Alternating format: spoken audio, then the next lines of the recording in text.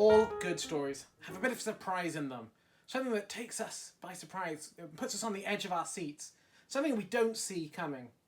It's nearly always the best bit of a movie or a book or a TV show. The moment you sit up and go, wait, what just happened? I wonder if any of those moments come to mind for you. I was slightly hesitant to name any here because I don't want to give any spoilers away, so I've gone for a few things that I think are old enough that we should be, if we cared, we'd know about them. So, X-Men. Here's my big X-Men comic book. There is a moment halfway through the X-Men here where Jean Grey, one of the main characters, discovers the power of the Phoenix. Finds out she can destroy whole planets. But that power goes to her and she becomes evil and the X-Men have to take her down. It's a very, very shocking few issues. Star Wars, Episode 5.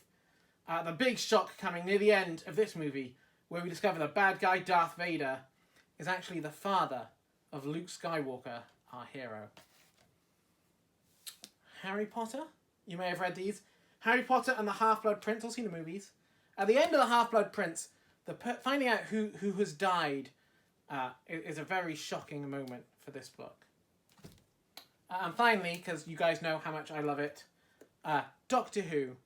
I've picked up the second series here. It's got an episode called Doomsday. And there's a big glowing orb. And finding out which monsters come out of that to terrorize the Doctor and Rose here. Very shocking ending.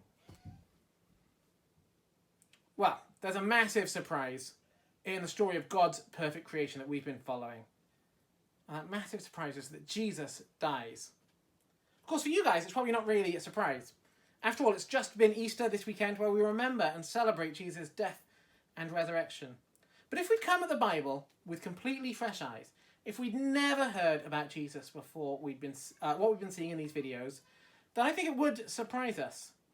The man who we've seen defeat death and have power over death has just become the victim of death. Just take a moment to think about what a shock that might have come as to people. But in last week's video, we saw that it was Jesus who had the power to bring in God's perfect new world. So is that it? Is that the end of our hope for that perfect world we've been talking about? Well, let me read you a little bit of Mark's Gospel. This is Mark 8:31-33, and it's going to show us what Jesus was saying to his disciples before his death. And he began to teach them that the Son of Man must suffer many things and be rejected by the elders and chief priests and the scribes and be killed. And after 3 days rise again. And he said this plainly. And Peter took him aside and began to rebuke him. But turning and seeing his disciples, he rebuked Peter and said, "Get behind me, Satan, for you are not setting your mind on the things of God, but on the things of man." Now, the Son of Man is how Jesus often talks about himself. So here Jesus is saying to his friends that he has to suffer and die, and then after 3 days, rise again. Peter was having none of it though, was he? He takes Jesus to the side and tries to tell him off. Peter has seen Jesus do some amazing things, and now he is ready for Jesus to go in and take things over by force. To make things good by gathering an army, marching in and smashing the bad guys out of the way. That's what Peter thinks will make everything well. That's how Peter thinks God's perfect creation will come to be. That is until Jesus gives a really strong counter. "Get behind me, Satan." That's not something you say lightly, is it? You must be serious to say something like that. You are not setting your mind on the things of God, but on the things of man. Peter is thinking in a very human kind of way, in a very earthly kind of way. But Jesus wants him to know that's not God's way of doing things. God's way is different. God didn't send Jesus to make things better through force, through fighting and killing and making war. God works differently than that. Jesus is going to bring about God's perfect world, not through fighting and killing, but through dying. Jesus must die. It's part of God's plan. Jesus died so that we can enjoy God's new world. And it's not a pleasant death.